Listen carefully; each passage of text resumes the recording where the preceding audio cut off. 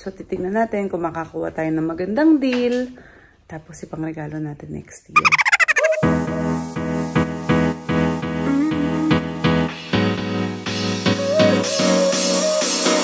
Work is almost over, summer's getting closer. Hi mga Zoog! Good morning sa inyo! So for today's vlog guys, kami ay naka-ready. Kasi alam nyo ba, it's Boxing Day in Australia! So yung Boxing Day, dati hindi ko maintindihan kung ano. So parang pwede mong isoli yung regalo mo kung maliit, hindi mo gusto, or maluwag. Basta kung kunyari may problema or gusto mo lang ibalik. So yun yung sikat dito after Christmas. Though kami naman, wala kaming ibabalik. Makikiusosyo lang kami kasi ang dami daw sale. Tignan namin. Tsaka ngayon talaga sila naglalapag ng mga sale items dahil yun yung mga hindi nabili ng Christmas. So, mas mura siyang binibenta. So, titignan natin kung makakuha tayo ng magandang deal. Tapos, ipangregalo natin next year. Well, yun yung mga ginagawa ng iba dito ha. Kasi syempre iba mahal. Yan gusto makuha ng mas mababang presyo. So, tignan natin mamaya. Pupunta muna kami kila Andy. Kakain lang kami ng breakfast dahil kasama namin yung mom niya tsaka yung sister niya na magba-Boxing Day. Okay? Everyone's ready na. Mimi, finish this. Sa loob yata. Ng shoes? Nasa loob. Tapos meron din ako nakita dito isa sa ilalim nito.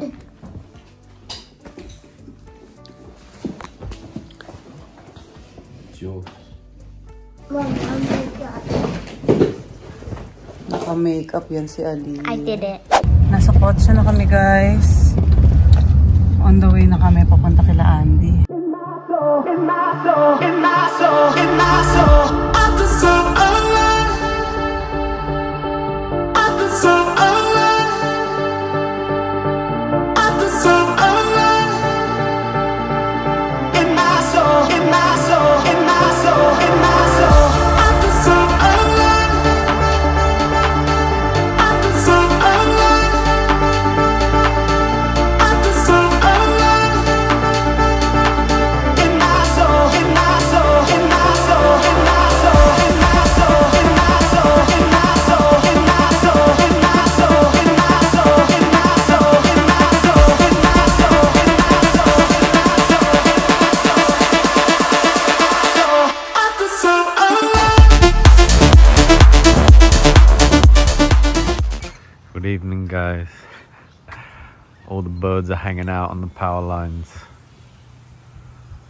Dami. Alrighty.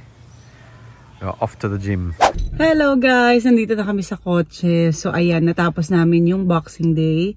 Ang ginawa namin, si Andy, kasama ko siya, nakapag-shopping kami kasi sobrang sale sa Lululemon. Yung na-shopping ko, 2 top.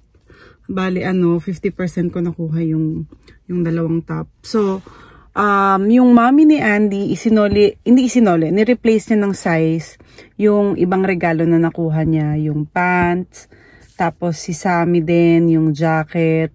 Sa Lululemon to lahat guys ha, yung daddy niya din, ganun din, yung mga size actually. Tapos, alam nyo, no need for a receipt kasi alam naman nila na dun binili. Dahil it's a Lululemon brand, hindi mo naman pwedeng dayain yun. Yun pa yung maganda.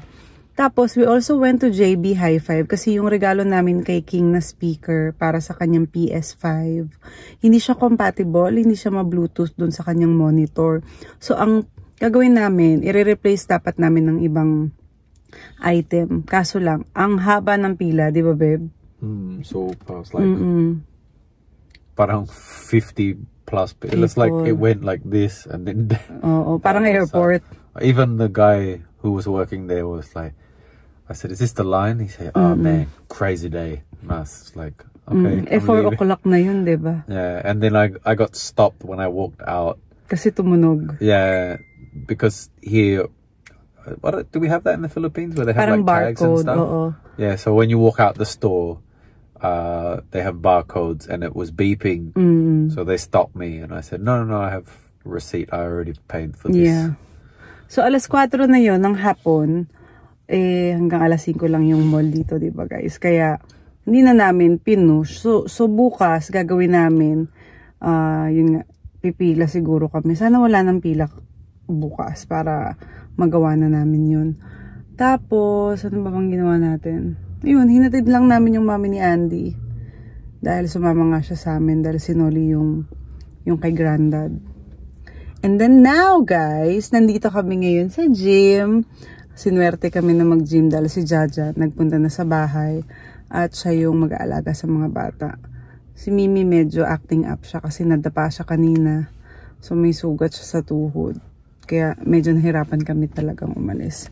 Now, it's 8:30 na. So, mga ilang minutes tayo. Bakit? Mag-gym. Ako, 1 hour ako 2 hours. Oo, ang tagal natin walang gym kasi, babe. If Mimi sleeps. But Yeah. I'm only doing weights now. Hindi ka na magka-cardio. Pass ka na. Because... Hindi naman tayo nagmamadali. Yeah. I will start cardio again mga February. Wow. Takal nun, no? Yeah, because I want to build the muscle back up. Because last time I was like I lost weight, but I was flat. Like the muscle wasn't there. So, yeah. But diet will be kasabay. Maybe like 70-30 for the moment. So 70% healthy, 30% kahit ano. Konting sugar lang. But actually, I'm not really craving it. Yeah. Like, I realized earlier when you said, do you want rice? And I was like, nah. I cook brown rice though. Yeah.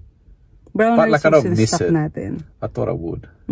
But anyway, better start gymming, babe, because we've been talking for 4 minutes. Oo nga, ang dami ko nang sinabi. Mamaya na lang ako ulit mag-explain, guys. Kasi kailangan na namin mag-start. Alam niyo na, nanghingi lang din kami ng time sa ibang tao. So, let's go, Daddy. You set my soul on fire.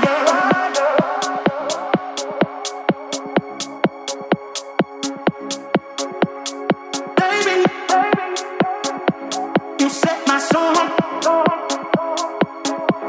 You set my soul on fire.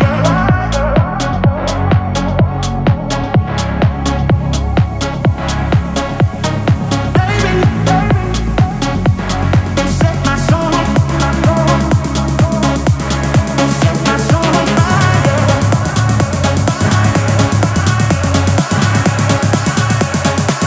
You set my soul on fire.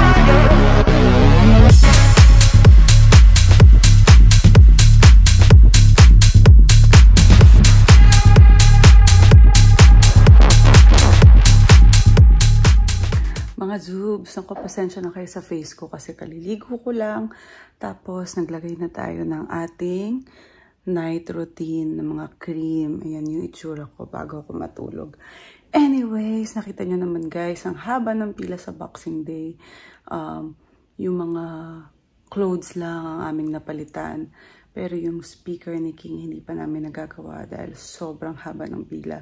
So ganito talaga sa Australia. During Boxing Day, nagkakaroon ng sale. Kaya halos lahat ng tao talagang lumalabas at pumupunta sa mall para i-grab yung opportunity na makabili sila ng mga sale items. Which is, you know, very practical dahil syempre naman, mabibili mo na lang 60 off, 70 off, ganun dito. Kaya parang nakakatakam mag-shopping. Oh my God.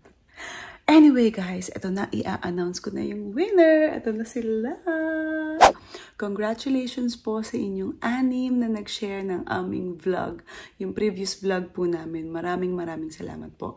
I-share nyo pa po ng i-share para tumaas po ang ating prize sa mga susunod. Thank you so much guys and good night.